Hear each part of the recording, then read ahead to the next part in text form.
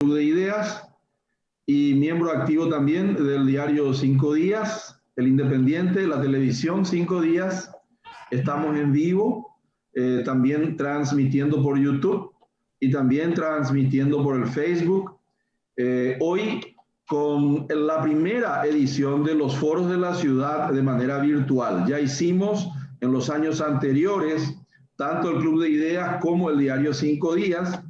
Más o menos, ya nos recordamos, estábamos hablando con Gonzalo Garay, un foro de transporte, todos fueron presenciales, un foro de agua y saneamiento, un foro de ciudad inteligente con gente de Barcelona inclusive, un foro más sobre el plan maestro de la franja costera y otro foro, si mal no recuerdo, sobre la reconversión del centro urbano, del centro histórico, perdón, de Asunción. Y en el día de hoy vamos a tocar el tema de Asunción pospandémica. Estamos en un momento de crisis pandémica, de gran incertidumbre, asimetría de información, en un dilema entre la salud y la economía, con un gran déficit infraestructural del área metropolitana de Asunción en general y de Asunción en particular.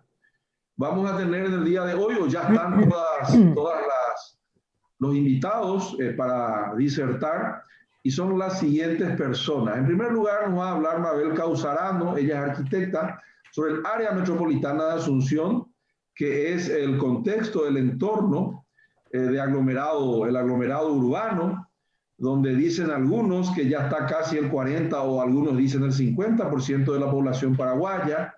En segundo lugar, estaré yo hablando sobre cómo podemos mejorar la calidad de la gestión del Estado-ciudad. En tercer lugar, estará hablando José, el ingeniero José Tomás Rivarola, él es ingeniero, y nos va a hablar sobre la movilidad, y el transporte público.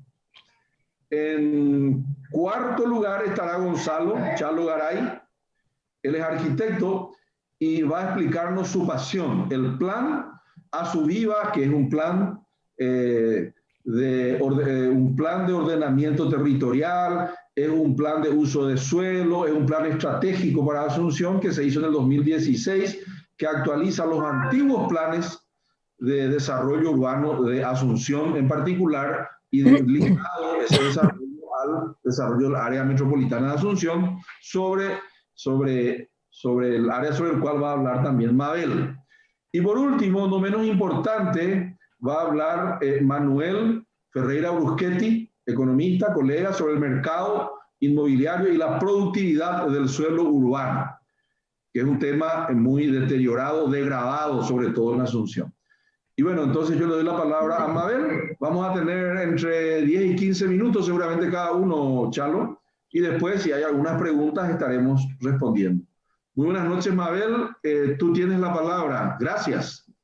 Muy buenas noches, un gusto compartir este espacio con compañeros tan ilustres y sobre todo tan comprometidos con lo que es el territorio asunceno y metropolitano en general. Bueno, cuando Gonzalo me invitó a este panel, me dijo acerca de los grandes temas de Asunción, ¿verdad? Y uno de ellos, por supuesto, es la metropolización. Pero antes quiero citar así como titulares, como grandes titulares, 4 temas importantes que abarcan el componente sociodemográfico, el componente funcional, la institucionalidad municipal y la gobernabilidad interna de la Municipalidad de Asunción. No se asusten porque van a ser realmente solo titulares, ¿verdad?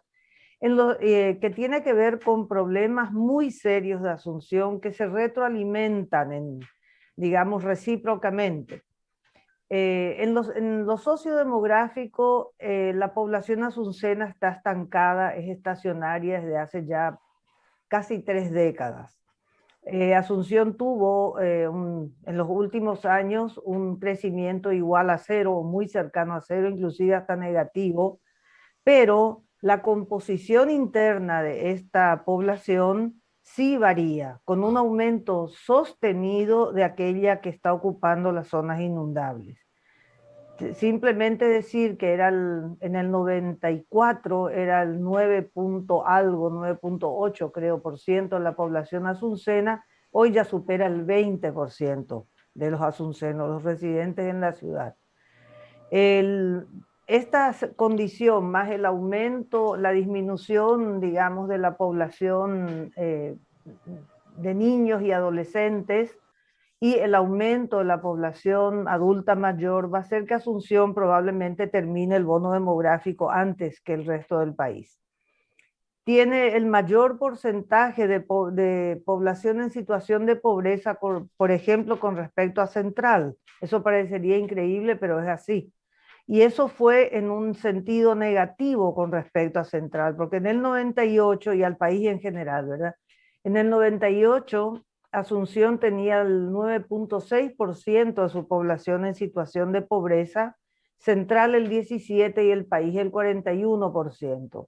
Para el 2018 el país bajó al 24,2%, Central bajó al 12%, del 17 al 12, y Asunción del 9,6 subió al 13,5. Y decir que cerca del 50% del aumento de la población de Central en los últimos 3 años está compuesta por asuncenos que abandonaron la ciudad. De carácter funcional, bueno, la movilidad, sobre eso ya José Tomás nos va a hablar con toda la propiedad y solvencia que le caracteriza.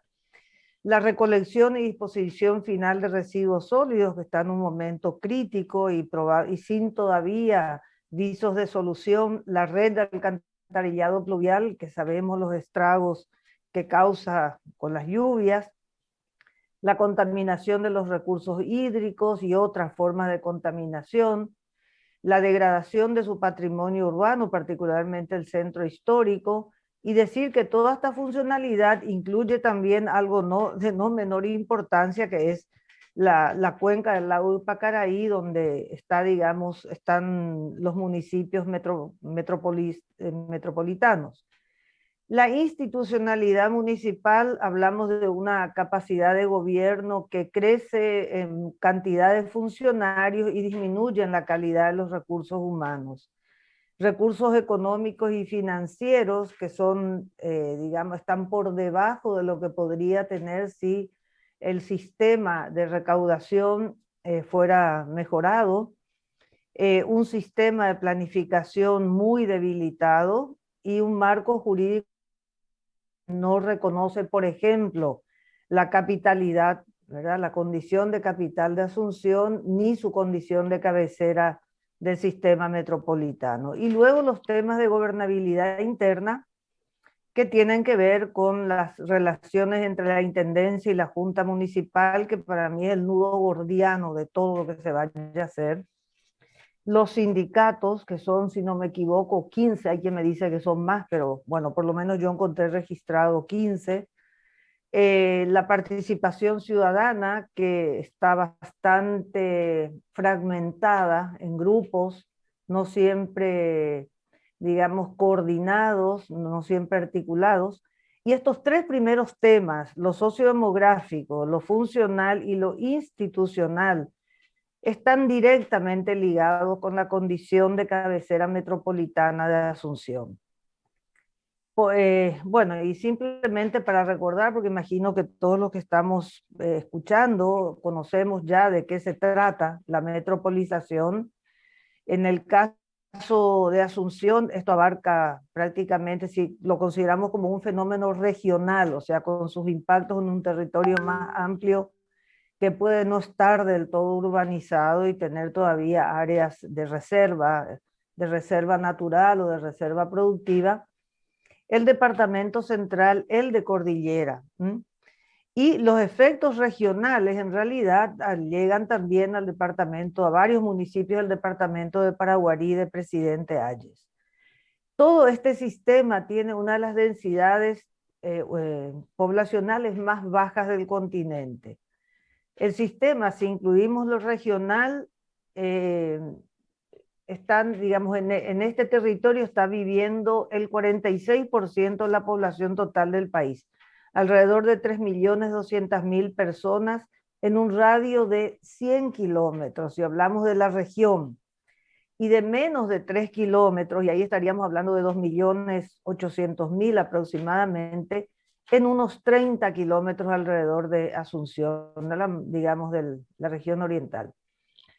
En esto abarcaría una conurbación de 11 municipios. Tiene un crecimiento aproximado, la región metropolitana, perdón, el área metropolitana, no la región, de unos 45.000 habitantes por año. Es decir, que este sistema urbano de 11 municipios está absorbiendo el 50% del crecimiento demográfico de todo el país. Y en los próximos años esa población va a seguir creciendo y lo va a hacer por encima del promedio nacional, que va a ser para el país de 1.37 y de cerca al 2% para Central.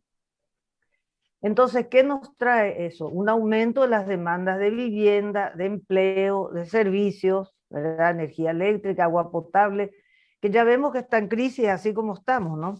Desagüe sanitario, gestión de residuos sólidos, transporte de personas y mercaderías, estacionamiento y mantenimiento de la red vial, aseo urbano, demandas también asociadas al aumento de la movilidad motorizada, como la congestión del tráfico y la contaminación del aire, acumulación de basura, aumento de los asentamientos precarios, el progresivo deterioro de los recursos hídricos de todo este sistema territorial, la necesidad, por tanto, de recuperarlos, de equipar y mantener y aumentar, de ser posible, las áreas verdes de acceso público, fomentar el uso de los espacios públicos, en fin, una serie realmente muy vasta de tópicos que requieren atención y requieren una atención integral.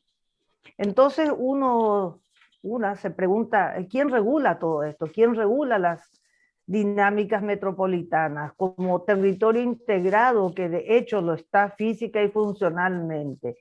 Y les confieso, yo pensé mucho en esto y la única respuesta que me satisface es la divina providencia, porque efectivamente no hay ninguna autoridad que pueda tener competencias legalmente establecidas para ocuparse de todo este territorio. Localmente lo hace cada municipalidad en la medida de sus posibilidades. Y sectorialmente, cada institución pública que tenga competencias, repito, sectoriales en este territorio. Entonces hablamos de ministerios, secretarías de Estado, ¿verdad? Estamos hablando de las empresas de servicio, gobernaciones, los actores sociales y económicos, el Parlamento, ¿verdad? Con sus normativas que no siempre tienen en cuenta todas estas cuestiones. Y la verdad es que todo esto tampoco está de alguna manera articulado ni coordinado. Entonces, digamos, los efectos de las inversiones que se vayan a hacer y se están haciendo en todo este territorio pueden no significar de hecho impactos positivos. Y a veces ciertas respuestas generan nuevos problemas, como ocurre cuando no se ve sistémicamente lo que es un sistema.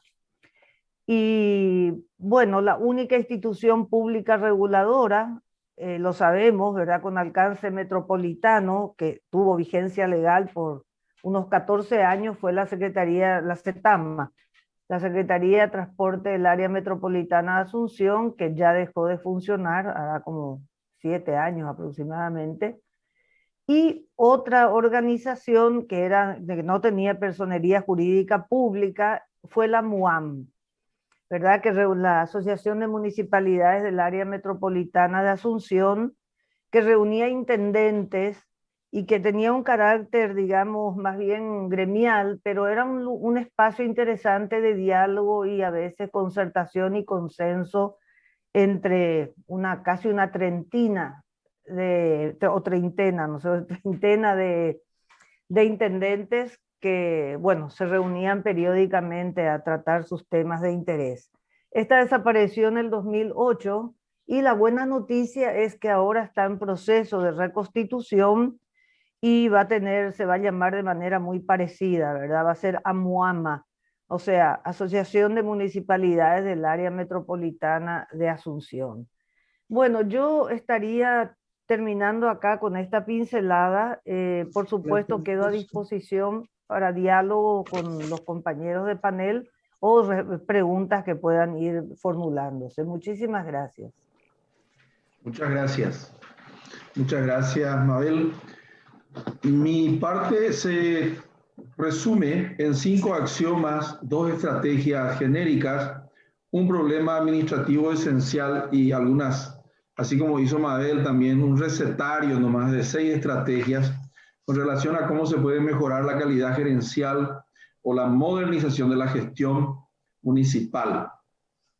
Tengo acá, no voy a mostrar, no voy a compartir, pero tengo un análisis rápido de cuáles son algunos de los axiomas, así como también hizo Mabel, que voy a ir comentando rápidamente. Lo primero que quiero comentar con los 5 axiomas es que en Asunción en general, en el área metropolitana, es muy importante, en realidad las 2 estrategias genéricas es que deberíamos, a partir de esta pandemia, en un momento donde las hipótesis sobre el futuro parecerían que se han apagado. Entonces, reactivar y cualitativamente o relanzar la gestión municipal, que de hecho ya era luego mediocre. Nosotros, debido a la mala calidad de los gastos y a la desconfianza, a un contrato social roto, que se refleja, por ejemplo, en Asunción, con una morosidad del 50%, más o menos 200 millones de dólares de presupuesto, se recauda 120, una morosidad del 50 que se arrastra, un default que es selectivo de entre 20 y 30 millones de dólares permanente que tiene el flujo de caja del administrador financiero municipal de Asunción. Entonces yo creo que lo que hay que hacer es devolver al Estado su naturaleza pública.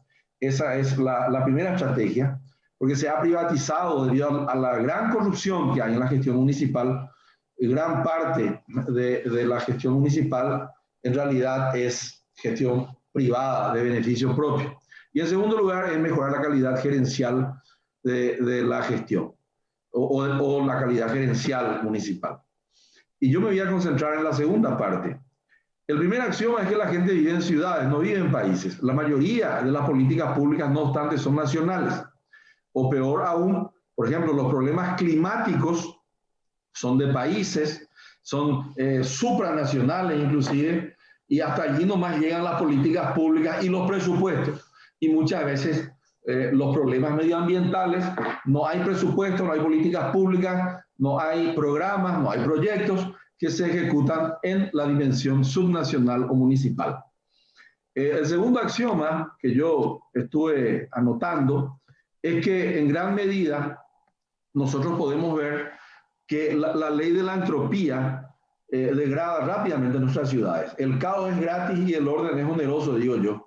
Eso quiere decir que una política pública deliberada que se ve en las ciudades y sobre todo en Asunción es que no se hace nada. Ergo, porque política pública es lo que se hace y lo que no se hace e impacta en la vida de los ciudadanos. Como no se hace nada, entonces el agujero negro, ¿verdad? La degradación, ¿verdad? Prácticamente Asunción es una ciudad colapsada, que podemos hablar más adelante y otros hablarán más. Otro de los axiomas que yo pude ver o analizar es que Asunción, y eso me enseñó Chalo, expulsa clase media e importa gente empobrecida, porque la franja costera es como un showroom de cómo la matriz productiva paraguaya, y hoy ya no es solamente campo-ciudad, sino que es ciudad-ciudad, ciudad formal, ciudad informal. La gente que con esta crisis pandémica pierde su trabajo, pierde su fuente de ingresos, sale del barrio obrero y se va al Banco de San Miguel. No es más repatriación Caguazú, Carapeguá, Asunción. No es más expulsión campo-ciudad, sino que ya es ciudad-ciudad.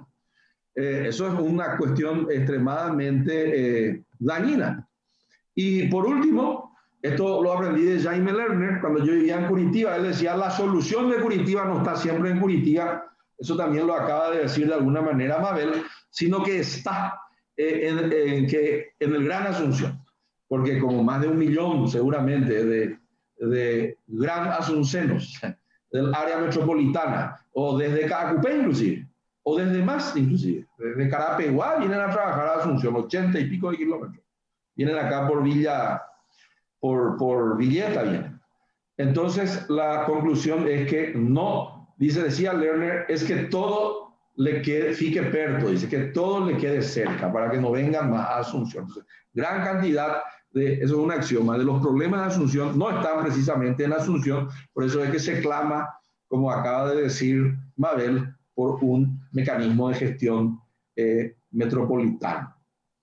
El gran tema en Asunción es que se recauda poco, bajo capital social, contrato social que no existe, luego no hay credibilidad, se gasta mal, se recauda poco y encima se gasta mal y por lo tanto se recauda poco, porque la legitimidad de las recaudaciones está dañada por la calidad del gasto.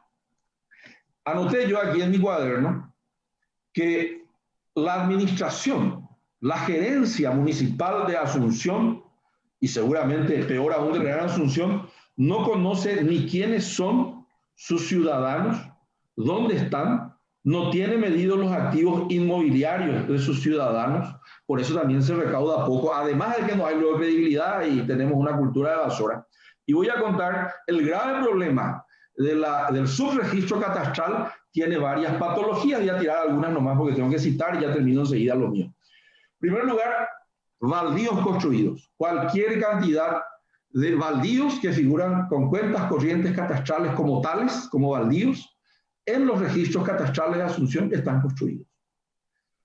En segundo lugar, construido subregistrado, ¿verdad? Se construyó, se registró, por eso se recauda poco. El impuesto inmobiliario sobre un baldío no es lo mismo sobre algo construido. La segunda patología que yo pude ver es construido subregistrado. Todo el mundo lo sabe, hay 200 metros cuadrados construidos, 100 nomás están registrados, por millones de razones.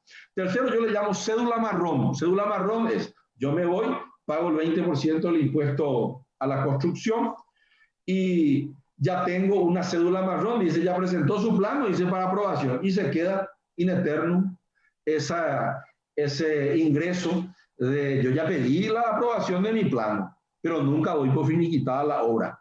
Millares y millares y millares de cuentas corrientes catastrales. Terrenos invadidos, no solamente la gente empobrecida en los bañados, sino que también gente enriquecida en todo el Banco de San Miguel, en toda la costanera o los bañados, le podemos llamar, de Tacumbú, lleno de invasores, son astilleros de gente adinerada. Y también tenemos alquileres eternos, le llamo yo, que son, se le vendió o se le alquila para después vendérsele un terreno público a la gente y está totalmente subregistrado porque en eterno no paga ni el alquiler ni nos paga su cuota. Entonces tenemos cinco patologías: baldíos construidos, construidos subregistrados, cédula marrón, terrenos invadidos y alquileres o ventas eternas.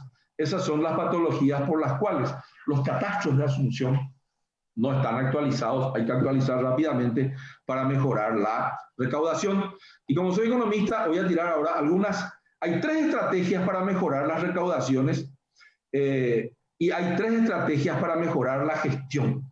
Número 1, para mejorar la gestión propiamente dicha del gobierno electrónico. No puede ser que en la era del machine learning y del deep learning y de la inteligencia artificial nosotros tengamos papeleos y papeleos y papeleos que encima de dañar el medio ambiente, porque usamos muchos papeles, se enlentece, te generan las dificultades para venderte las facilidades, todas las cosas que ustedes conocen. El gobierno electrónico, sobre todo para la aprobación de planos y otras cosas más, ¿verdad? Las patentes comerciales, etcétera.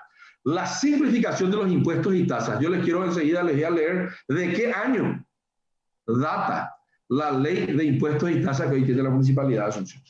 Y por último, eso ya dije, el gobierno electrónico, la inteligencia artificial, la simplificación de los impuestos y tasas.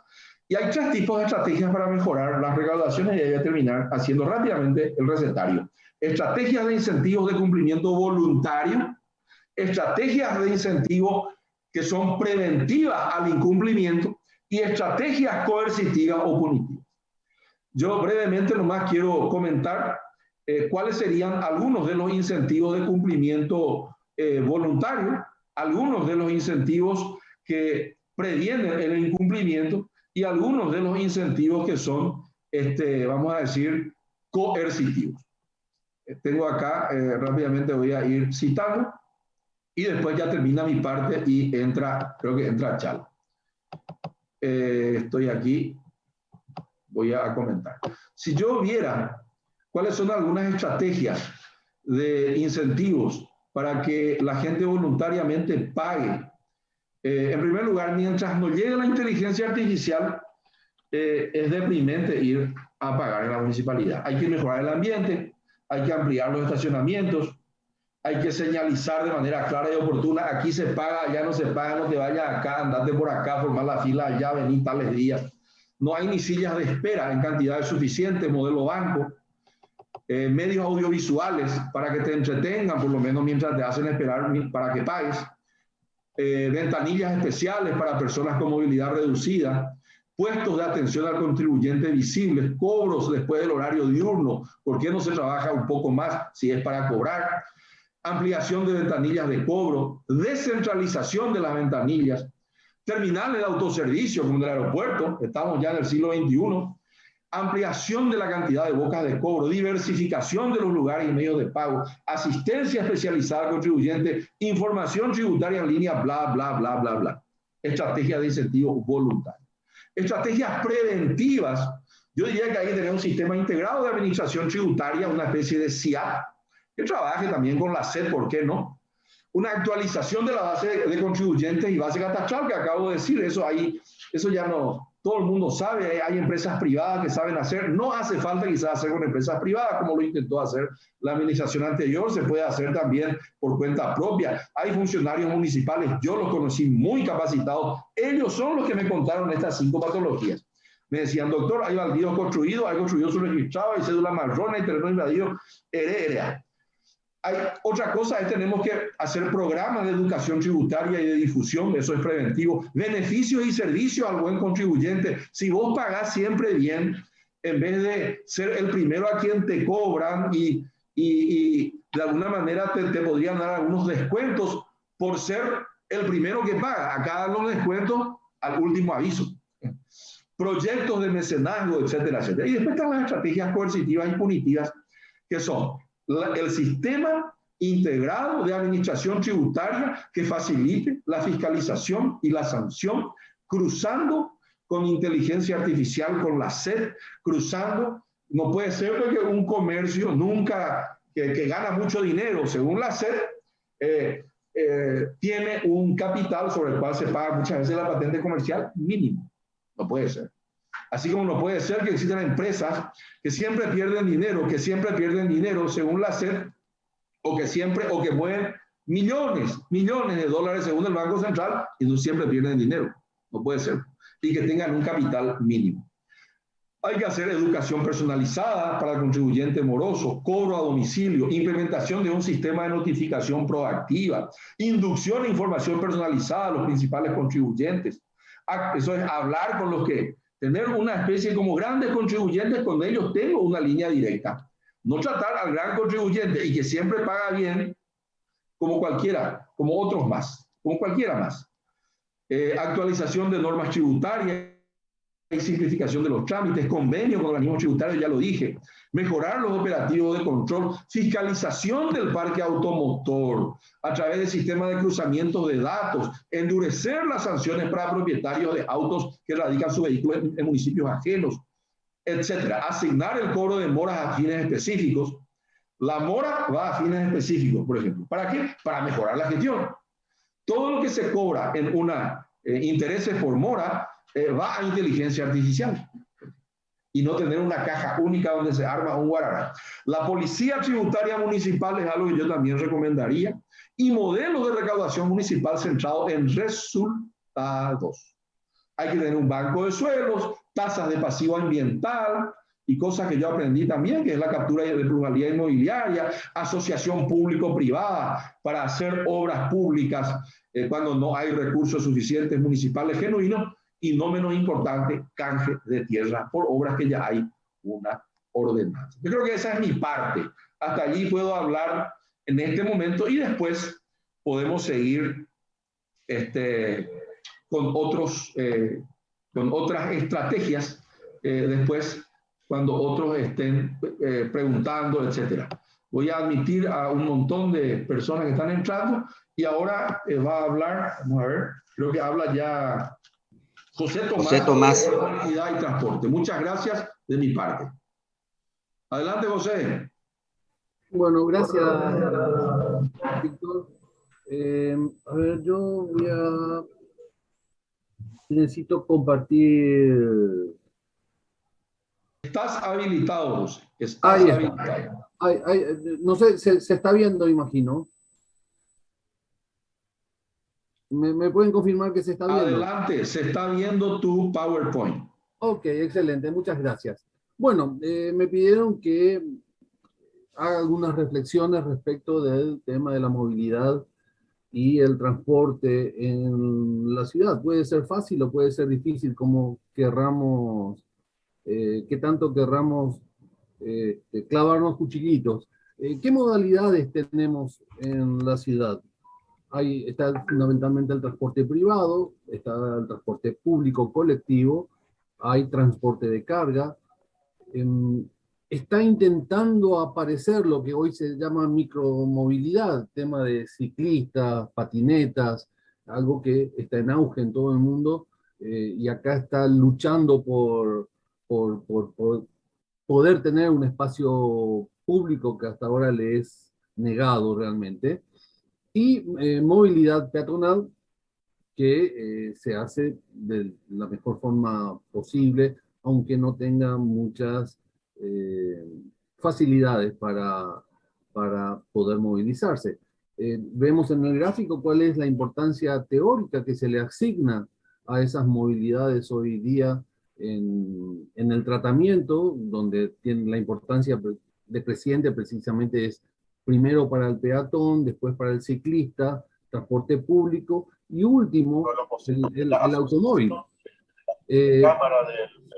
Y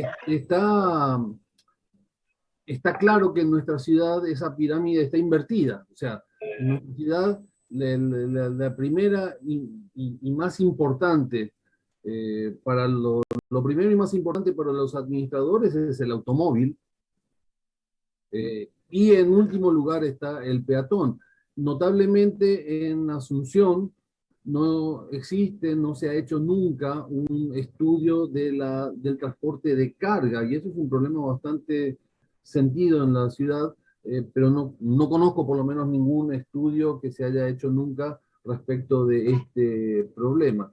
Cuando hablamos de un sistema de transporte o un sistema de movilidad, tenemos que recordar que hablamos de sistema cuando hay un conjunto de elementos diferentes, pero que están interconectados entre sí, que se influencian mutuamente de una manera determinante para lograr un objetivo común. Tenemos en la lámina los componentes básicos de cualquier sistema con su control operativo, su terminal. La terminal puede ser el estacionamiento en la casa de alguien, ¿verdad? El garage de alguien es una terminal desde un punto de vista de la movilidad. Las vías y la unidad transportadora. Fíjense que es notable, porque cuando los gobiernos municipales, sobre todo, dicen que no tienen potestad, por ejemplo, sobre el transporte público, eso es porque realmente y obviamente no se comprende el alcance de lo que es el sistema. No tienen potestad sobre una parte de ese sistema, una parte muy significativa desde luego, pero en realidad todo el sistema de control, todo el sistema de terminales, todo el sistema de vías, sí es de responsabilidad de la gestión municipal en este caso, y no se está visualizando, no existen políticas municipales que tengan que ver con la gestión, y esto hablo en todos los modos, tal vez con la excepción sola relativamente de los automóviles. Ahora bien, cuando hablamos de transporte, Se suele decir, como está arriba a la izquierda en la lámina, que es una actividad, el transporte es una actividad de segundo grado. ¿Qué quiere decir que sea una actividad de segundo grado? Quiere decir que en realidad el transporte es una consecuencia de las demás actividades que se realizan en el territorio del cual estamos hablando. Cuando alguien se va de un lado para otro, se va por algo, por algún objetivo. Yo me voy a trabajar, me voy a estudiar, me voy a comer, ¿verdad? O sea, me voy a descansar. Por tanto, es un bien intermedio, nunca de consumo final, y está relacionado a las actividades que se hacen en el desarrollo. Por tanto, la pregunta básica ¿es posible diseñar un sistema de movilidad o de transporte sin saber qué tipo de ciudad queremos? Podemos tener la imagen de la izquierda de Eusebio Ayala o podemos tener la imagen de la derecha de Ámsterdam, ¿verdad? Porque hay conflictos entre las visiones que queremos tener y ciertamente si queremos organizar la movilidad, lo que tenemos que organizar en realidad es el espacio urbano. Digamos, el transporte es una herramienta de ese espacio urbano. Y si no tenemos claramente al principio, Mabel hablaba de quién regula la dinámica metropolitana. Y sí, la respuesta es nadie y todos y no sé quién, ¿verdad? Entonces, claro, tenemos los zapallos que tenemos en las avenidas de la ciudad cuando no hay una visión que estructure cómo debe funcionar ese sistema urbano y en consecuencia no podemos diseñar un sistema de transporte. Ahora, al mismo tiempo, encontré estos dos gráficos que me resultaron interesantes. El de la izquierda es un gráfico que se hizo en los últimos meses del año pasado, de un trabajo que está en desarrollo en este momento para el diagnóstico del área metropolitana. Es muy interesante, nos muestra la centralidad de Asunción y su centro histórico y en forma de una especie de estrella, cómo se abre hacia el este en las principales vialidades de la ciudad. Ahora fíjense, a la derecha está un gráfico que muestra básicamente lo mismo de cómo, y nos señala cómo debía organizarse el transporte público y el transporte y la circulación del transporte privado en la ciudad, solo que este gráfico de la derecha fue hecho en 1998, ¿verdad? Y proviene del Plan Z. ¿Qué quiero decir con esto? Estamos llenos de diagnósticos, estamos llenos de estudios. Yo, por lo menos, participé en no menos de 8 grandes estudios de transporte, particularmente, que es mi área específica de trabajo. Y se usa mucho tiempo de especialistas para llegar exactamente a la misma conclusión. Pero esas conclusiones parece ser que no hemos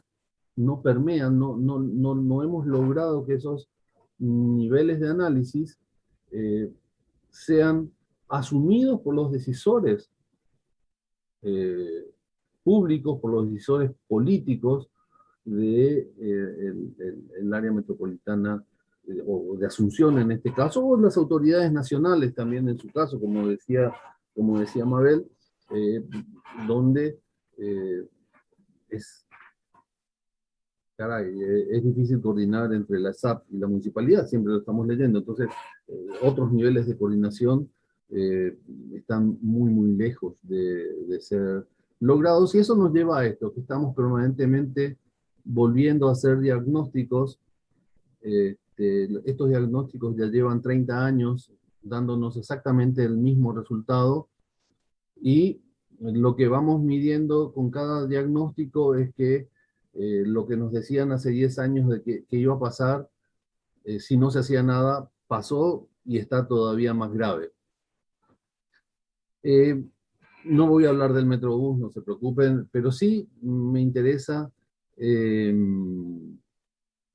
esta imagen relacionándolo a algo que creo que es una visión generalizada. Esto fue parte de una editorial del diario ABC, que quiero leer, me parece interesante. Este descabellado proyecto tiene muchos puntos que deben ser explicados por quienes lo impulsan, decía.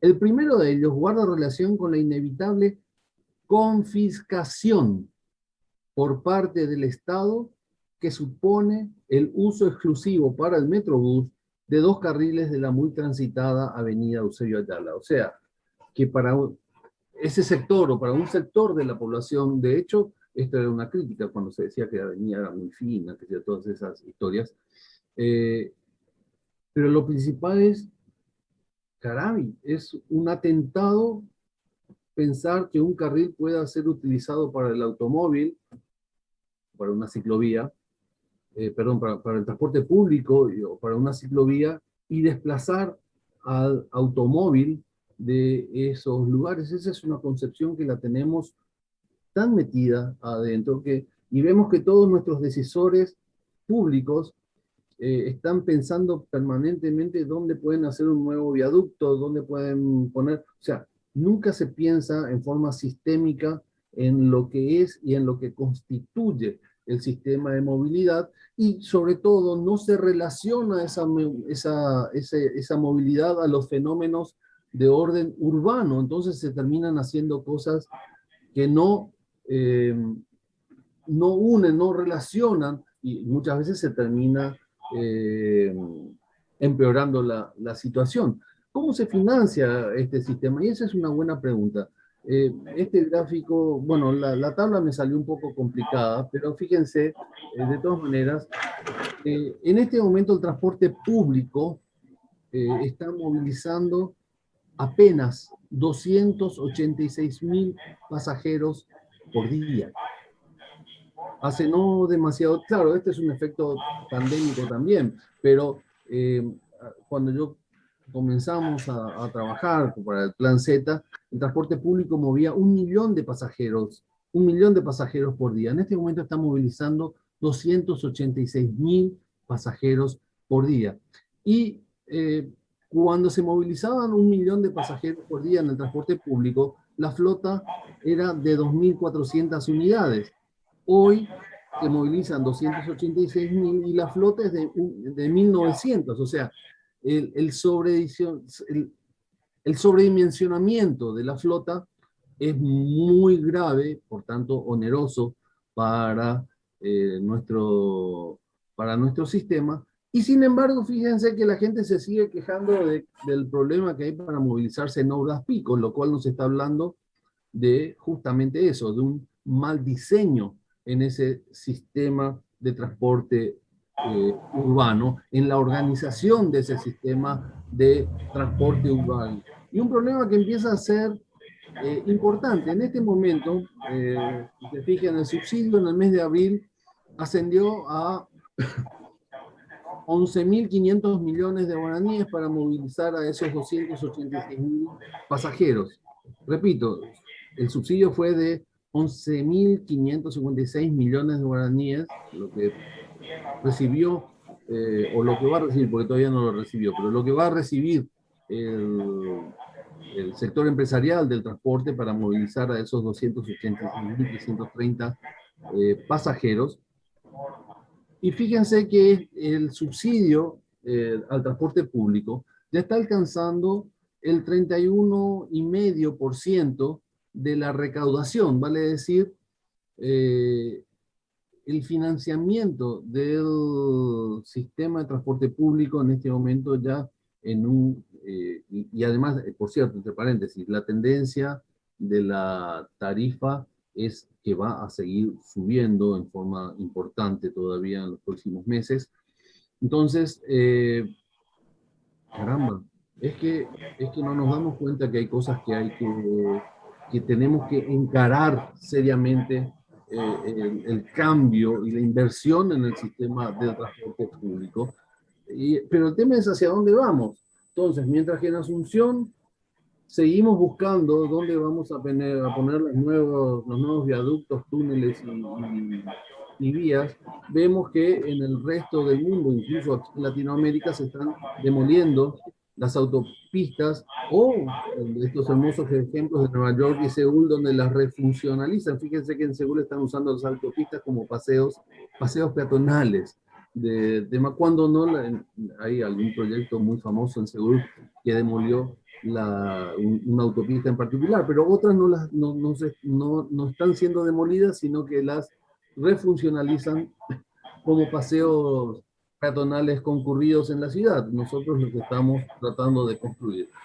Esto nos lleva a lo que se conoce como el círculo vicioso de la pérdida de competitividad del transporte público que provoca congestión, donde tenemos que más gente elige el automóvil, si empezamos por acá arriba, eso nos lleva a una mayor congestión en el tráfico, más embotellamiento y menos estacionamientos, buses más lentos y cada vez menos atractivos porque se tarda demasiado en viajar.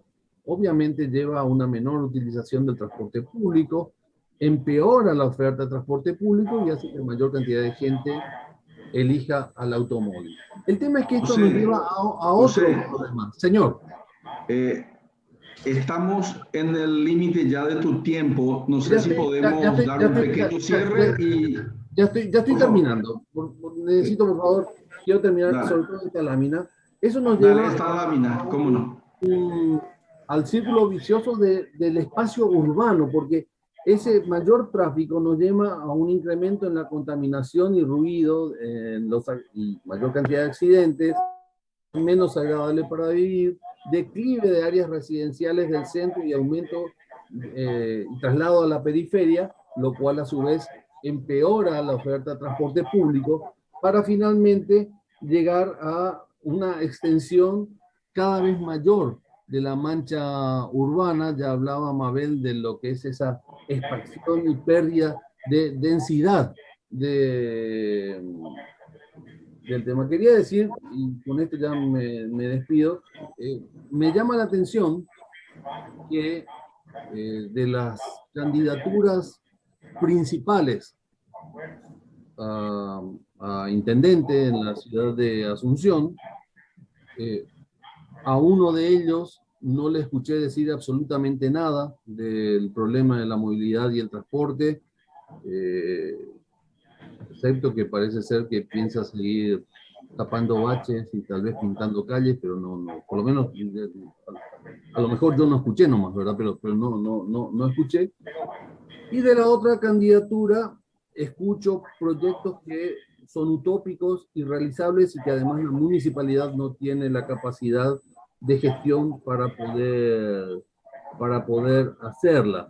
Entonces, ese es un problema serio. Quiere decir que nos está comprendiendo este problema. Voy a pasar. Sin embargo, también quiero mostrar un par de avances que me parecen significativos, y esta cita es la última lámina. En estos días, o hace algún tiempo, ya no es en estos días, hace algún tiempo la Municipalidad de Asunción instaló lo que se llama el Centro Avanzado de Control de Tráfico, que hace que algunos semáforos, bueno, no son todos, pero algunos semáforos, los que están en las vías principales, están conectados a un centro de control y hay un control en tiempo real de lo que va sucediendo en el tráfico, con cámaras y con radares. Y del otro lado, el gobierno nacional logró implementar, parcialmente todavía, pero logró implementar el centro de monitoreo del billetaje electrónico, con lo cual estamos comenzando a tener datos en tiempo real de los pasajeros movilizados, las rutas, cómo se está haciendo. Ambos sistemas están en una fase de expansión, se está proyectando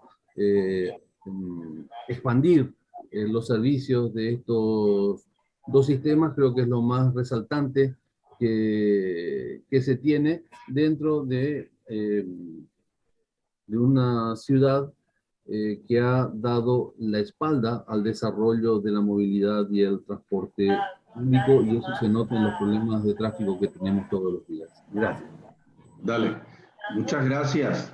Me gustaría si puedes sacarla, Sí, no sé cómo se dice, en eso estoy ahora mismo. gracias, muchas gracias. Quiero simplemente rememorar que estamos transmitiendo por el canal 16 de Tigo y también por Flow y también por Facebook y por YouTube. Y también muchos que están conectados directamente al Zoom de los expositores.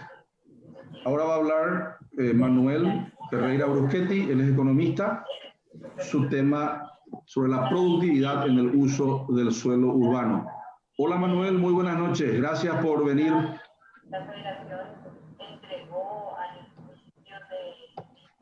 Buenas noches, Víctor. Buenas noches a toda la gente que nos está viendo. Voy a pasar ya directamente a lo que me pidieron. No sé, creo que ven ahí, ¿verdad? Creo que todavía no salió la presentación. José Tomás tiene que dejar de compartir. Sí, dice que dice dejar de compartir, dice, o salir del share del display. Ahora Manuel puede entrar. Bueno, perfecto. Entonces, les quiero pasar básicamente la presentación. Creo que ven ahí, ¿verdad? Ahora sí, perfecto. Bueno, vamos a algunos temas, algunos hechos estilizados que creo que son importantes. Hay un déficit habitacional todavía en Paraguay de 1.100.000 viviendas. Una parte de esto, un 13%, es un déficit cualitativo. Estamos hablando en el orden de más o menos alrededor de unas 150.000 viviendas. Y hay un déficit cualitativo, es decir, de calidad, básicamente en el 87% de las viviendas. ¿Qué es lo que ha pasado en Paraguay? En el 82... desde 1982 la población urbana es la que sostiene el crecimiento demográfico.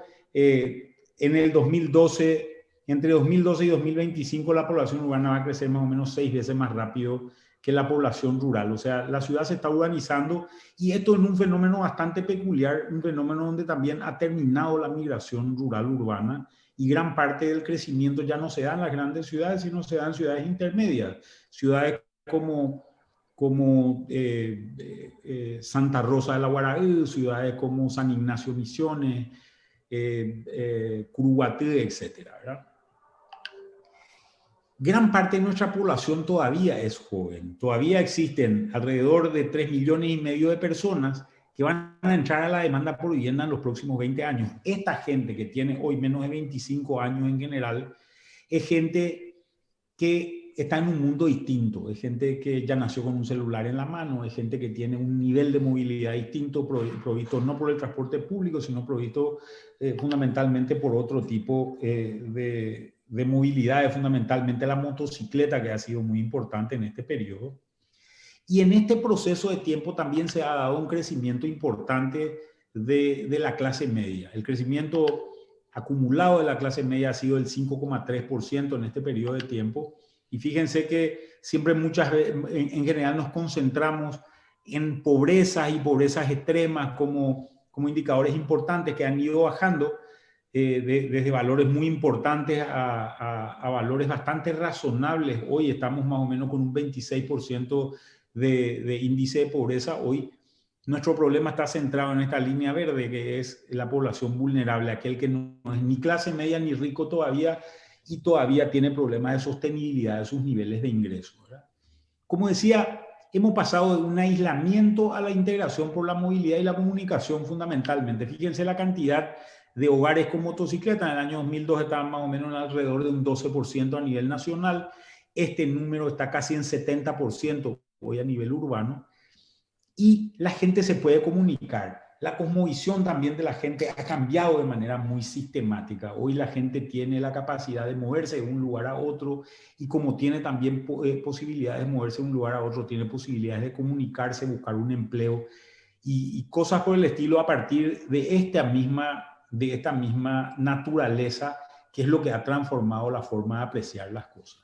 Vamos a concentrarnos en el caso de Asunción. Yo a veces creo que es de muy mal gusto hablar solamente de la cuestión urbana y referirse solo a Asunción, pero bueno, es lo que hay por el momento y qué es lo que ha pasado en el mercado inmobiliario.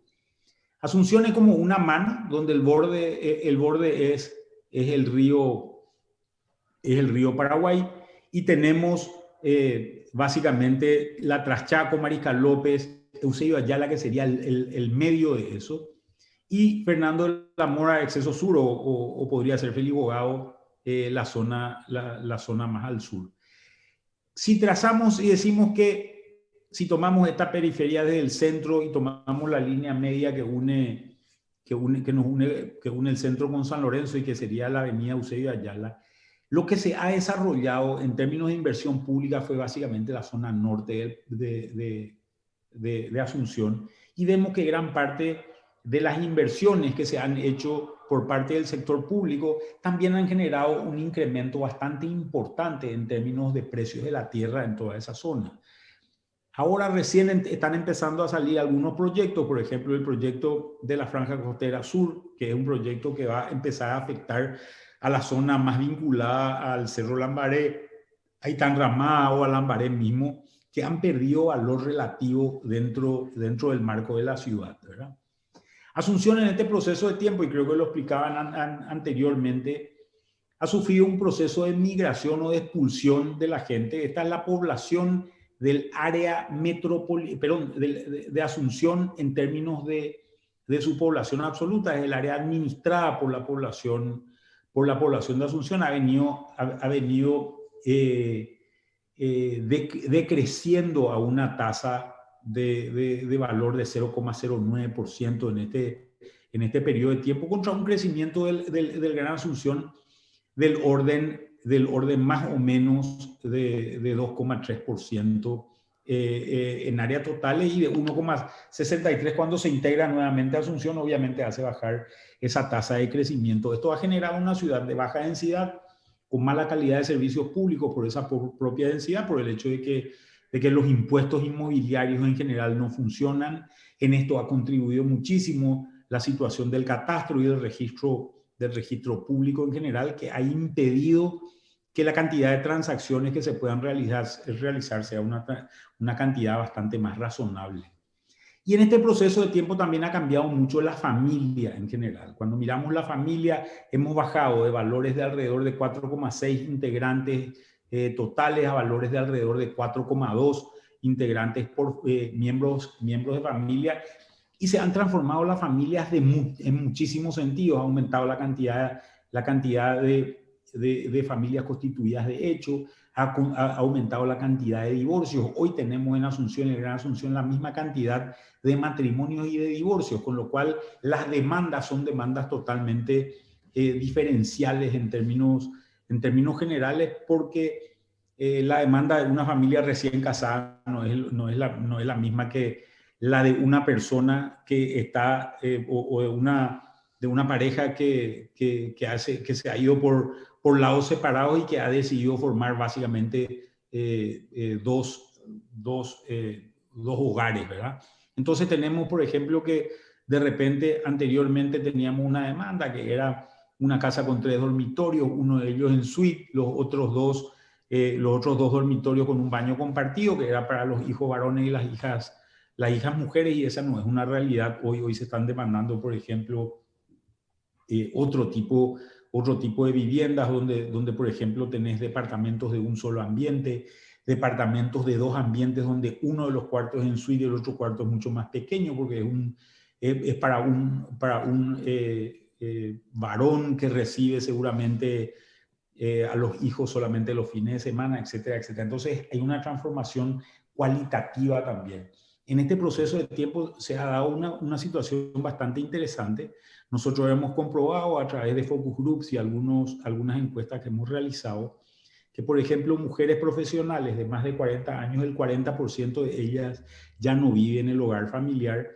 Y creemos que hay diversas razones. Una de las razones es discriminación. Le siguen preguntando a la hija qué es lo que va a hacer, con quién va a salir, etcétera, etcétera. Y mujeres que han podido acceder al mercado laboral por un nivel de educación superior, prefieren optar por salir de la casa familiar. En este proceso también se ha empezado a buscar, y parte de todo el problema de tráfico que tenemos en Paraguay, o en Asunción en particular, se han empezado a buscar lo que le llamamos barrios autocontenidos, barrios que a distancia de caminar, o sea, menos de 1 kilómetro, se tienen todas las condiciones para la vida. Es decir, tenés un supermercado, tenés un lugar para hacer ejercicio, un lugar para caminar, tenés seguramente un colegio. Manuel, ¿está oscura tu pantalla? Está oscura. Ahora sí. Ahora. Gracias. Y en general lo que vemos que todavía en Paraguay tenemos muchas viviendas propias, son viviendas en cuotas, son viviendas en condominio. Y acá en esto que vemos la barra verde es en general donde hay problemas serios a nivel cualitativo. Y después tenemos una serie de viviendas alquiladas donde Asunción ha sido lo más importante. Y este crecimiento básicamente se debe al hecho de que mucha gente no ha podido acceder a estas viviendas porque no existe un nivel de financiamiento real y que sea interesante y sostenido. Y hay muchas viviendas cedidas también, una doble vivienda o gente que vive, dos familias que viven dentro de una misma casa. Estas son realidades que se están dando y que se podrían sofisticar en la medida en que las cosas vayan mejorando y haya crédito fundamentalmente para todo esto. El crédito ha sido relativamente limitado en este proceso de tiempo. La AFD ha hecho cierto esfuerzo, acá tenemos una línea, pero el número está en valores relativamente bajos, alrededor de 580 millones. Estamos hablando de activos del sistema financiero del orden de los 24.000 millones de dólares. Por tanto, estamos hablando de que existe más o menos alrededor de un 2% solamente de inversión en el sector de vivienda de todos los activos del sistema financiero. Y cuando comparamos con la cartera de crédito, este número está más o menos en el orden del 3%. No existe todavía la condición básica, y uno de los problemas serios que tenemos está en la constitución de hipotecas, que está dado fundamentalmente por el problema catastral y registral que estamos teniendo en la actualidad. El Estado ha hecho un cierto esfuerzo invirtiendo ciertos valores, ha llegado a su pico en un momento dado. Ese momento fue el año 2016, donde se llegaron a 160.000 millones de guaraníes. Estamos hablando de valores en el orden de más o menos alrededor de 30 millones de dólares de inversiones totales para aquellos que en realidad no tienen capacidad de comprarse una vivienda todavía. ¿Y qué es lo que ha pasado con el impacto COVID? Que es una situación bastante peculiar que se ha dado. Hubo una mayor valoración del lugar físico donde la gente vivía. Esto hizo que la gente invierta en su vivienda. La gente tuvo que armarse una oficina en la vivienda, entrar a vivir en ese lugar, seguramente ampliar su banda de Wi-Fi, hacerse una oficina. Posiblemente tenía también a los chicos en la casa y tuvo que de alguna manera esa gente entrar a compartir esto, ¿verdad? Sin embargo, hubo un impacto bastante serio en lo que es el real estate comercial, un impacto en todo lo que es el sector de viviendas y en el sector comercial fundamentalmente. Vamos a ver montones de locales comerciales abandonados o cerrados en básicamente toda la ciudad en general. Y lo mismo ha ocurrido con las oficinas, que si bien se pensaba en crear ese espacio físico, es un espacio físico que se ha reducido. Entonces hay caídas en estos dos sectores. Sin embargo, hay un incremento importante de la logística. Estaba revisando unas encuestas que decían que personas de arriba de 50 años, no estamos hablando de gente joven, sino gente que no está acostumbrada al manejo que se da sobre todo de de redes sociales, el manejo de internet, etcétera, etcétera, que compraba solamente el 20% de ese grupo de gente compraba por un medio electrónico. Hoy ese número subió a 65% en la pospandemia, o sea, un número relativamente importante. Y también se empezó, esto exige por parte de las empresas el desarrollo de una inversión logística importante. Entonces, y eso todavía es bastante limitado en Paraguay. En Paraguay tenemos muchos galpones, son galpones aislados, están en zonas pobladas, están mal ordenados en general. Y hoy estamos empezando también a ver un impacto muy importante en las viviendas de fin de semana.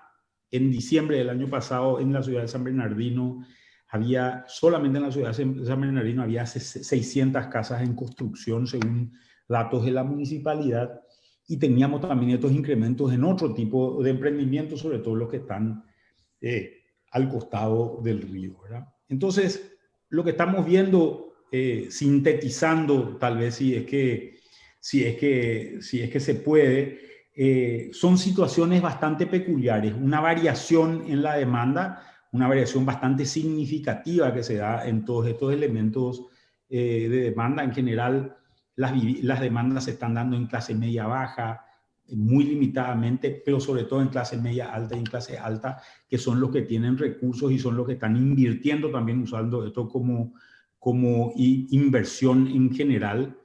Los tamaños de familia son bastante menores. Los tipos de vivienda que prefieren en general son departamentos con mucho verde o en su defecto dúplex o casas, pero a medida que vas pensando en esto, te vas alejando de tu lugar de trabajo y esto rompe con esta situación que decía de barrios autocontenidos, y hay un ciclo familiar distinto también que se está dando por una situación de emancipación que es muy nueva y muy distinta en general. En general, los promedios más importantes de demanda hoy oscilan para gente de arriba de 6 salarios mínimos, que son las que pueden pagar. En general buscan crédito, pero es difícil buscar ese tipo de cosas.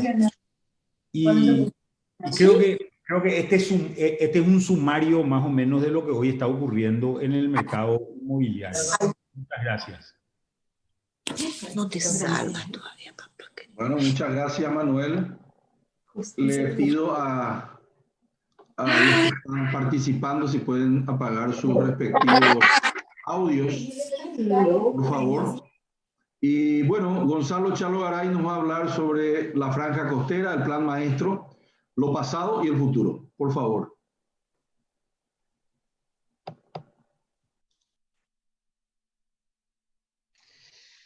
Hola, ¿se ve?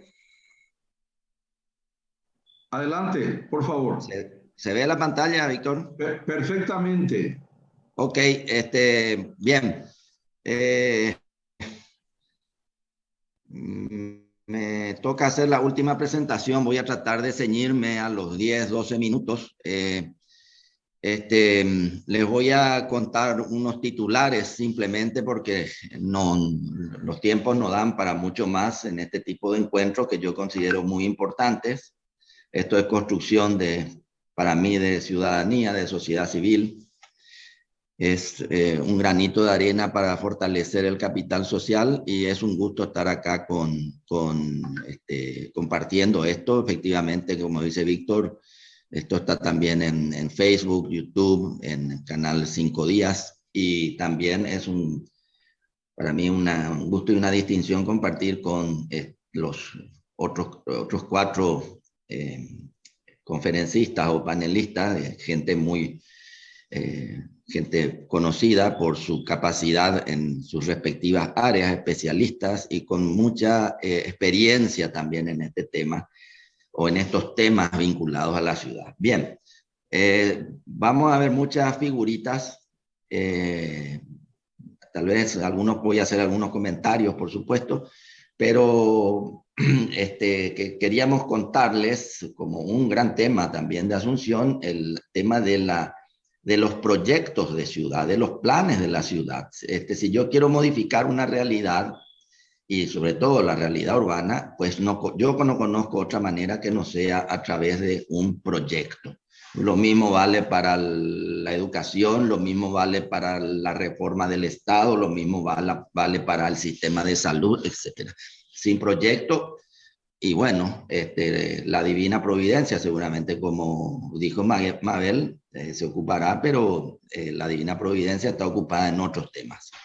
Así que bueno, entramos entonces rápidamente en esto. Les voy a contar solamente a modo de titulares, me van a perdonar, vamos a ir muy rápido, muchas figuritas vamos a ver. El plan ASUVIVA, que se hizo con una cooperación del BID desde la Municipalidad de Asunción en el año 2016. Yo siempre empiezo con esta pregunta que puede parecer obvia, pero que no lo es tanto en muchos lugares. La ciudad es un sistema muy complejo. La ciudad es todo esto que dice acá, y es más que eso también, ¿verdad? Es un sistema abierto, además, entonces, con mayor razón, una realidad tan compleja como la ciudad, yo necesito también de planes y proyectos que abarquen todos estos puntos, que incluso pueden ser más. El plan ASUVIVA es la actualización de los planes urbanos de Asunción, ese proceso que se había iniciado en la década del 90, ¿verdad? Con el Plan Maestro de la Franja Costera y con el Plan de Desarrollo Urbano Ambiental de Asunción y muchos otros planes que han seguido a esto, y proyectos para Asunción y también para el Gran Asunción. El proceso de elaboración del Plan ASUVIVA, por supuesto, esto tiene toda una metodología que utiliza los distintos saberes y que está basada también en la participación de los diferentes actores, actores políticos, actores públicos, pero también los actores sociales, las organizaciones de la sociedad. Bueno, esto siempre se hace, este tipo de talleres, así se hizo en el proceso de elaboración. Un proyecto urbano, un plan urbano no se hace en una oficina, se hace en un proceso participativo con actores.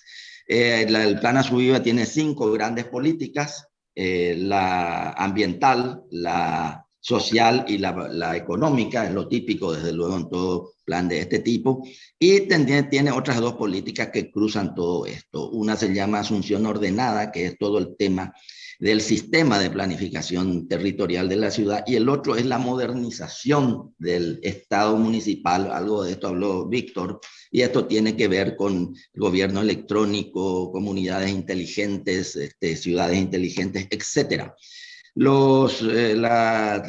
Las 5 políticas urbanas se dividen en 10 grandes estrategias. No me voy a detener en esto, me van a perdonar. La primera es el ecosistema natural.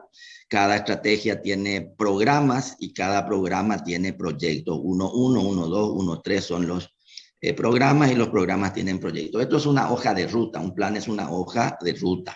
No es un proyecto terminado, un proyecto ejecutivo, en distintos temas, ¿verdad? Los barrios, la estructura vial y ribereña, esto tiene que ver con la franja costera, con la movilidad en la ciudad.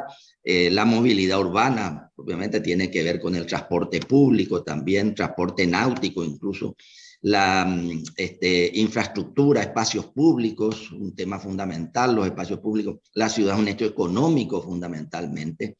Entonces también el plan pasa por esto de la economía de la ciudad, el paisaje de la ciudad, como la parte física de la ciudad, que tiene que ver con proyectos urbanos y con el plan regulador, y luego la producción del hábitat urbano, los procesos de producción también de la ciudad. Algo de esto habló Manuel. La modernización municipal, este tema habló Víctor, es imprescindible. Esto sin esto no nos vamos a ningún lado. El tema de la Municipalidad de Asunción, yo no sé si hay gente que no se da cuenta, ya se volvió una entidad inviable. No me voy a detener en esto, pero esto es un tema central y es una de las primeras cosas de la cual deberían hablar los candidatos a intendente y que después deberían implementar a través también de un proyecto. Esta es la modernización del Estado municipal, es imprescindible, y el tema metropolitano también, que es un tema centralísimo, escapa la frontera de Asunción, al cual se refirió muy elocuentemente Mabel. Estos son los proyectos estratégicos del propio plan, acciones concretas en diferentes áreas, y una de ellas es el de la Smart City, Smart Community. A su viva el modelo de ciudad, no nos detendremos en esto, ¿verdad? Acá está todo condensado y esto es a nivel para Asunción, territorialmente, pero hay una propuesta también basada en otros trabajos que se hizo en estos últimos años para el Gran Asunción. Es un tema fundamental lo del Gran Asunción. Bien, segundo titular, los bañados dominios del río. Asunción tiene 12.000 hectáreas aproximadamente, de las cuales hay unas 2.000 hectáreas y son 500 y tantos mil habitantes. En Asunción se explicó que ya no crece en los últimos 30 años, no ha crecido Asunción, lo que ha crecido es la población informal de los bañados, cosa que se hubiera podido ya ir resolviendo hace muchos años. Tenemos 2.000 hectáreas, aproximadamente 1.000 hectáreas de bañado norte. Sabemos que estas son zonas inundables y que hay una población con altos riesgos aquí en estos sectores, con alta vulnerabilidad por las inundaciones y también por las condiciones de informalidad y de falta de infraestructuras, pasivos ambientales, pasivos infraestructurales, etc. En el norte tenemos de unas 8.000 a 9.000 familias, un poco más tal vez, que son 40 a 50.000 personas. ¿Qué pasa? Dominios del río. Esta es la cota normal del río, lo que está en azul oscuro, pero el río va subiendo y va subiendo más, ¿verdad? Hasta que inunda todos los bañados. Estas inundaciones son irregulares tanto en la altura que sube el agua como en el tiempo de recurrencia. En el bañado sur son de tamaños y cantidad de gente parecida también en números, y también el mismísimo tema, ¿verdad?, del comportamiento del río. Este es el corte de nuestra ciudad. Nuestra ciudad está más o menos a 70, 72 metros sobre el nivel del mar, dependiendo de dónde lo mide. Luego hay un barranco, luego están los bañados y luego está ya el pelo de agua donde empieza el río, ¿no? Bueno, esto es cómo se va haciendo por etapas. E1 dice, por ejemplo, eso es la costanera. E2 es un parque lineal ya construido. E3 es uno de los barrios sociales ya construidos, y así se va completando y se va levantando el nivel de la ciudad y ya nunca más es inundable. Crónica de una inundación anunciada, año 2014, uno revisa diario y sale estos titulares, pero uno va para atrás y revisa esto, por ejemplo, en el 98 y son los mismos titulares. El problema es más grande porque cada vez hay más gente. Pero este es el comportamiento de la subida y bajada del río. Abajo están los años. Y bueno, y se nota bien que esto es un proceso cíclico y las inundaciones se seguirán produciendo siempre. ¿Por qué sucede esto?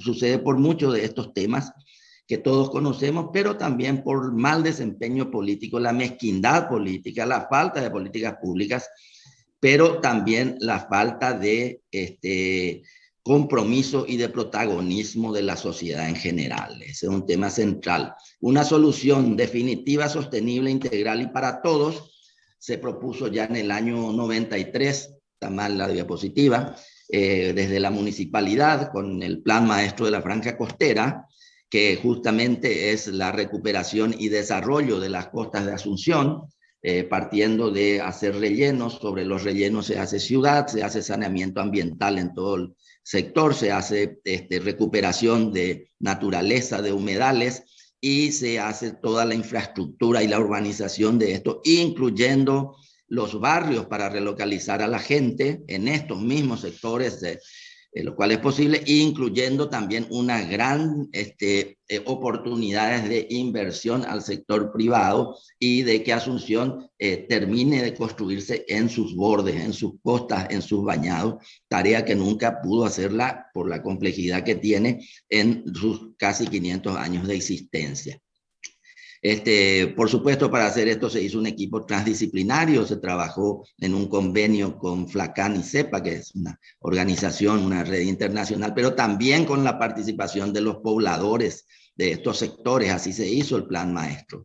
Y el Plan Maestro de la Franja Costera, por supuesto, tiene componentes sociales, ambientales, económicos, de gestión legales y urbanísticos.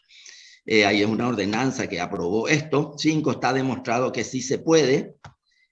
Los estudios de factibilidad que se hicieron a lo largo de todo este tiempo demostraron que sí, el proyecto tenía altas rentabilidades, que era factible. Lastimosamente, en 2 oportunidades entre el gobierno y la municipalidad se llegó a conseguir un crédito del Banco Interamericano de Desarrollo en 2 oportunidades, año 97 y año 2005, y por esa mezquindad política que mencioné, no se comenzó en esa oportunidad y no se aprovechó, no se tomó nunca ese crédito y no se ejecutó el proyecto. Como digo, en estas 2 oportunidades. Si lo hubiéramos empezado en el 97, hoy tendríamos todo recuperado el sector y no habría más ninguna familia viviendo en condiciones de marginalidad.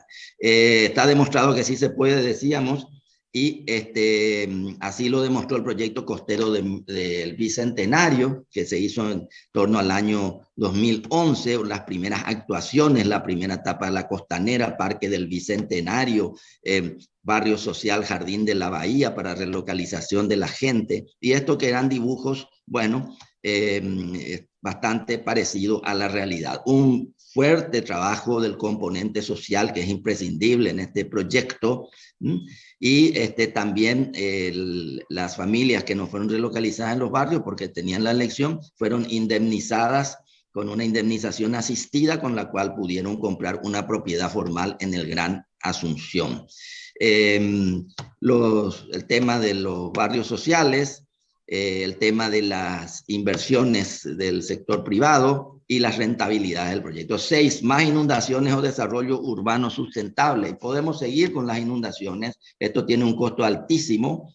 Un trabajo justamente hizo la consultora de Manuel Ferreira. Un costo altísimo tiene cada inundación. Hay diferentes números. Y bueno, y esto es desarrollo urbano, si queremos. Lo poco que se hizo al principio demostró la alta conveniencia, las altas rentabilidades desde todo punto de vista de esto. También, haciéndose la franja costera, se deja de gastar millones de dólares en los costos que tiene cada inundación, para no hablar de los costos sociales que tiene una inundación, que son gravísimos, ¿verdad? La solución del relleno, el refulado, rellenar con arena, etcétera, es técnicamente tiene una técnica ingenieril sencilla y los costos son muy bajos para ver comparado con las ventajas que tiene. La gran pregunta, ¿queremos hacerlo? Y bueno, ahí siempre decimos nosotros que comencé diciendo lo del proyecto, hay que tener un proyecto, el poder del proyecto le llamamos a esto. También está el poder de la sociedad, que es imprescindible. La sociedad, hoy existe franja costera porque la sociedad se movilizó, las organizaciones de la sociedad se movilizó, con varios de los panelistas que están acá también participando de eso, y en el 2007 se propuso los nuevos caminos para la franja costera. El poder de la concertación política, estamos hablando de proyectos públicos, entonces, por supuesto, la concertación política es imprescindible, y los diferentes actores que hay que articular en un proyecto como este, ¿verdad? Una hoja de ruta se hizo a partir de entonces y en cierta manera se siguió después del 2011, y bueno, esto es lo que hay que saber articular, ¿verdad? La sociedad, el sector político y el proyecto del territorio. También el trabajo con la gente en un proyecto como este es imprescindible, con la gente a ser beneficiada, los pobladores actuales. 8, y vamos terminando, el plan Asubiva y su táctica de gestión. El plan Asubiva propone una táctica de gestión de varias fases. Una es pasar del plan al proyecto. Acá hay 5 grandes proyectos que están en ejecución o que vinculados a la franja costera, porque Plan Asubiva se ocupa también de la franja costera, por supuesto, actualizarla. Estos 5 proyectos están en ejecución o en proceso de preparación. Todos prácticamente tienen están ya en ese avance, ¿no? Esto es el proyecto Bañado Tacumbú, el barrio Tacumbú, hay un crédito aprobado del BID. de 100 millones de dólares, 2.400 soluciones habitacionales, más otros espacios para inversiones, saneamiento ambiental. El proyecto del puerto, de la reconversión del puerto, ya comenzó con los ministerios. El proyecto Chacarita Alta, otro crédito del BID que se está ejecutando, la formalización de la Chacarita Alta.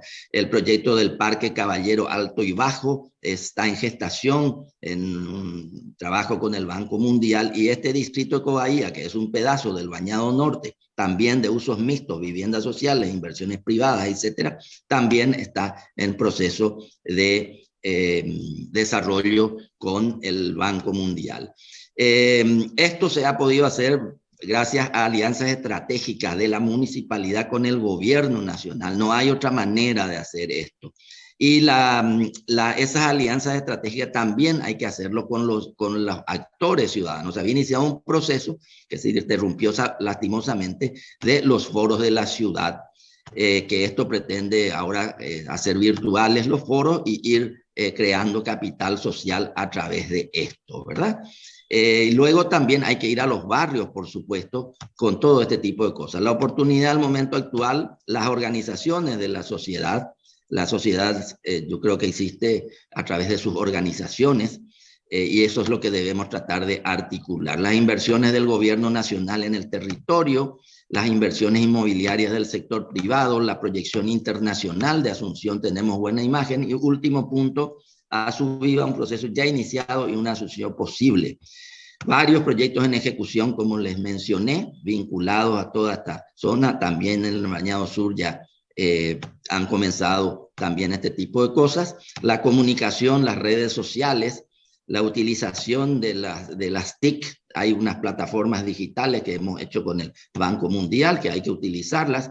Y esto es un pacto imprescindible, ¿verdad?, de la sociedad con el sector político, el sector público. Asubiva, entre paréntesis, recibió un premio internacional, un concurso Buenos Aires BID que se hace cada 2 años, y el posicionamiento de Asunción está detrás de todo esto, que se nos vea como atractivos, ¿verdad? Y hay gente que sí nos ve como muy atractivos, como demuestran estas cosas. Debemos aprovechar. Como dijimos, un proceso ya iniciado, que hay que impulsarlo con más fuerza todavía, y siempre digo que la sociedad de inicios, fines del siglo XIX, inicios del XX, una sociedad destruida, un país destruido por la guerra del 70, sí pudo hacer una ciudad de altísima calidad, altísima. Me dirán los problemas, la escala era diferente, pero sí construyó esta magnífica ciudad porque seguramente supo articular esto, convertir en un círculo virtuoso. Y los otros entonces en este proceso, participación, acuerdos, compromisos, debemos ver la manera de poner en campos de interés común el proyecto para que el proyecto funcione, sea viable. Hace 10 años nomás no había nada de lo de la costanera. Esto es una foto del 2008. En el 2011 no había todavía, estaba en construcción. Esto es en esa época. Y bueno, y esto es hoy día, de manera que, como decíamos, está demostrado que sí se puede. Muchas gracias y disculpen que me pase un poquito el tiempo. Gracias. Muchas gracias. Gracias. Gracias, Gonzalo. Espectacular tu presentación. Gracias. Y se nos fue el tiempo nomás. Sí. Entonces no podemos tener, que hay mucha gente que está participando, tanto en la televisión, en las redes sociales, tanto en Facebook, estoy mirando acá, como también en Instagram, y también los que entraron directamente al Zoom de esta presentación. Entonces voy a tener que despedirme, Chalo, no sí. Vamos a poder responder. También veo que Manuel tuvo que retirarse por cuestiones laborales. Le agradezco inmensamente a José Tomás, que también se ha retirado.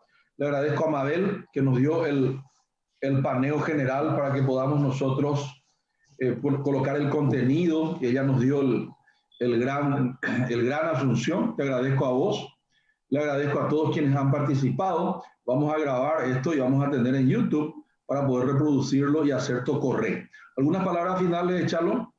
Sí, justamente creo que como dijimos, el objetivo de esto es contribuir, ¿verdad?, a crear conciencia de estos temas, ¿verdad?, de instalarlos en la opinión pública y poner nuestro baldecito de arena también en es tratar de fortalecer a la sociedad civil, justamente para que esa sociedad civil pueda incidir sobre la política, para que se haga lo que se debe hacer. La experiencia nos demuestra que en las últimas décadas, que si la sociedad civil no se moviliza, generalmente no vienen los cambios que hay que hacer. Y bueno, y la ciudad es una permanente construcción, y dentro de la ciudad lo más importante es la gente, y la gente tiene que organizarse a través de justamente las organizaciones de la sociedad civil. Creo que esto no pretende ser una cátedra, ni mucho menos, ¿verdad? Por los tiempos, por la cosa, pero sí me parece que estamos instalando o ayudando a instalar algunos temas muy importantes, que fueron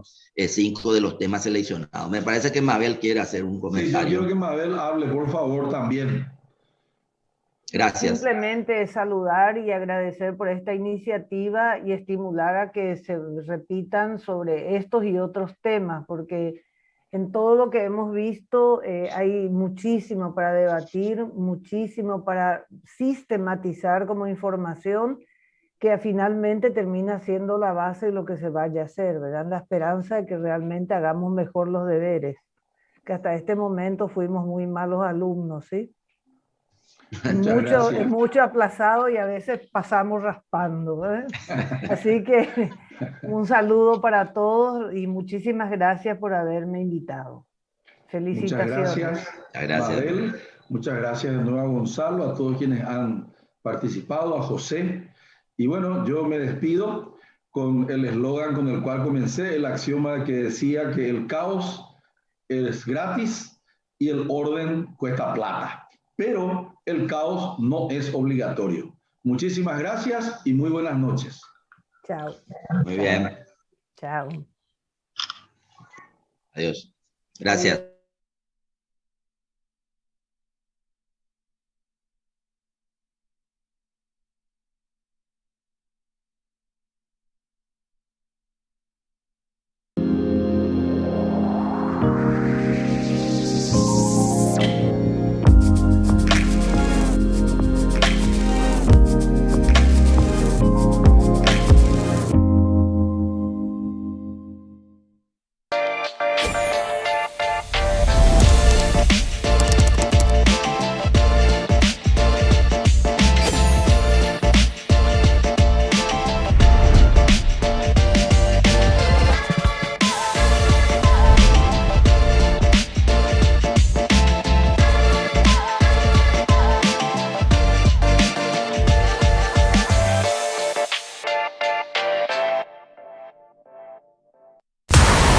Casa con fibra óptica personal, ahora con mega velocidades de 1000 megas. Fibra óptica para pesos pesados. Mayor velocidad de subida y de bajada. Planes desde 100.000 guaraníes. Te duplicamos los megas de tus planes en combo. Y por ser cliente, también te duplicamos la velocidad. Empezá a disfrutarlo. Pedí ahora al 0971-100.000.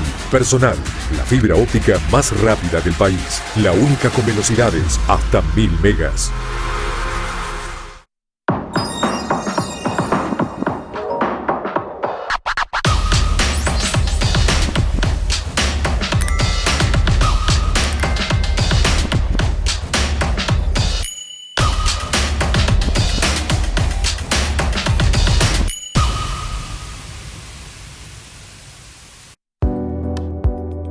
Enamórate de lo legal. Cuando elegís una marca legal, no solo optás por lo mejor, estás apoyando la economía formal, la que genera empleo, aporta el fisco y cumple con la legislación laboral.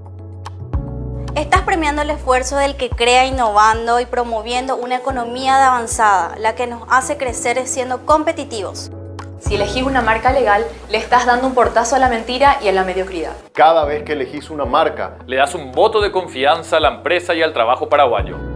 Enamórate definitivamente de un país seguro y confiable.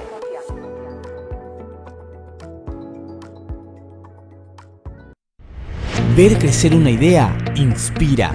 Por eso, el Banco Continental te ofrece potenciar tu pyme con préstamos para grandes emprendedores. Podés retirar desde 30 millones de guaraníes y pagar la primera cuota recién a los 180 días. Proyecta tu emprendimiento en grande con Banco Continental. Llama hoy al 419-3000 o ingresa a bancocontinental.com.py. Banco Continental, 40 años inspirados en la grandeza paraguaya. Colegio Cerritos, un lugar para crecer. Colegio Cerritos, con la mejor infraestructura. Contamos con plataforma online, clases personalizadas de refuerzos, inglés y computación desde los primeros niveles, seguimiento vía app y ferias culturales. Escríbanos al 0986-350-660. Excelencia en educación integral.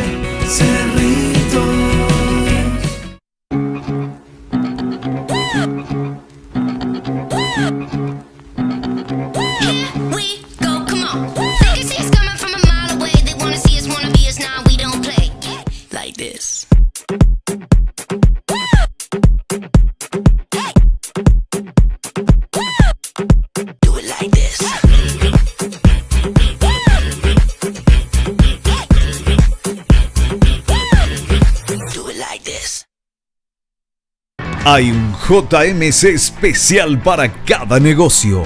Los camiones más rentables y resistentes para el trabajo, ahora con equipamiento 100% financiado. Acércate a la Feria de Camiones Especiales en Chacomer Outlet, Avenida Madame Lynch, Casi Sucre, de lunes a viernes de 8 a 18 horas y sábados de 8 a 16 horas. Garantía y respaldo de Chacomer Automotores.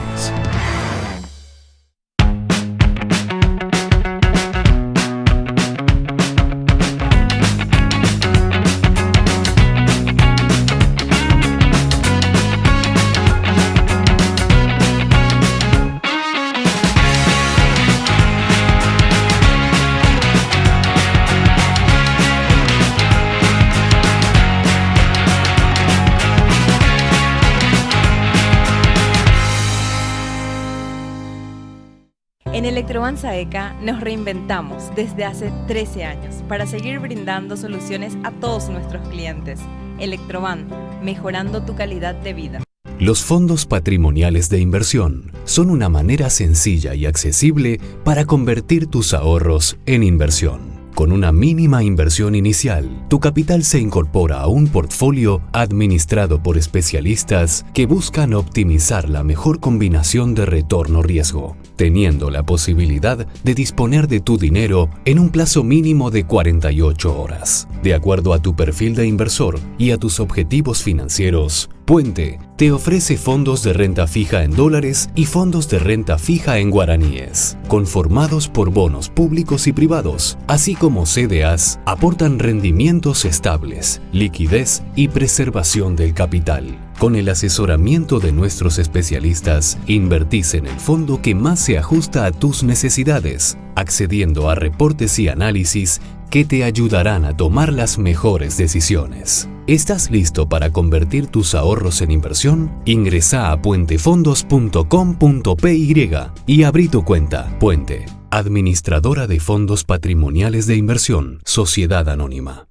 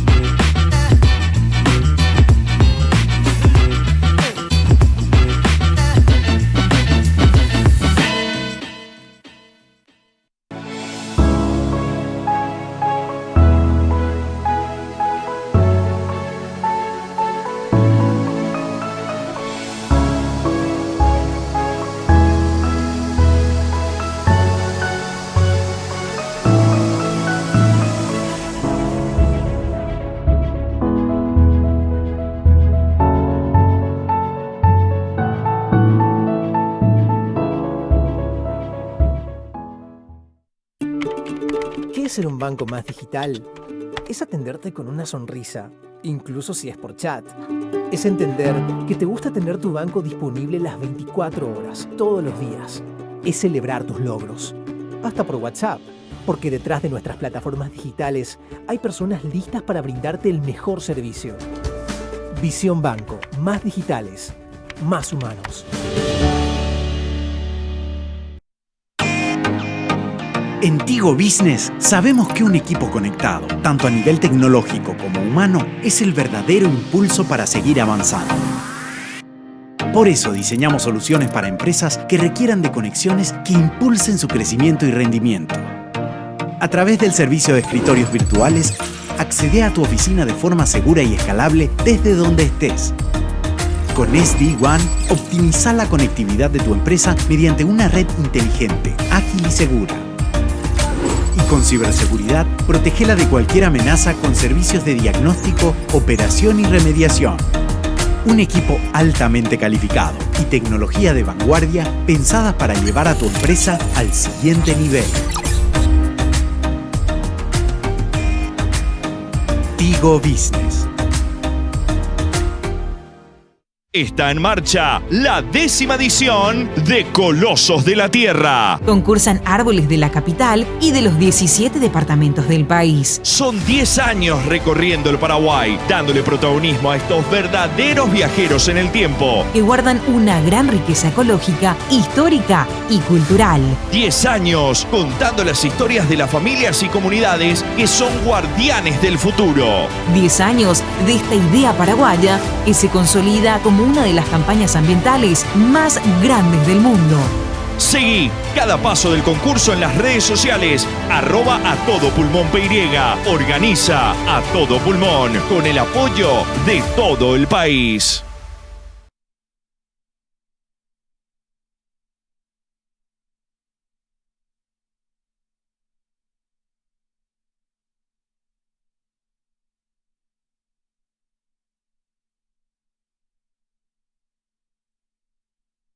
Las reglas del juego cambiaron. La manera con la que compramos y vendemos también. Gendela.com, la única plataforma con más de 500.000 usuarios, te permite vender productos a todo el país, de forma fácil, segura y sin inversión. Tu tienda online puede tener más tráfico que cualquier centro comercial del país. Empezá a vender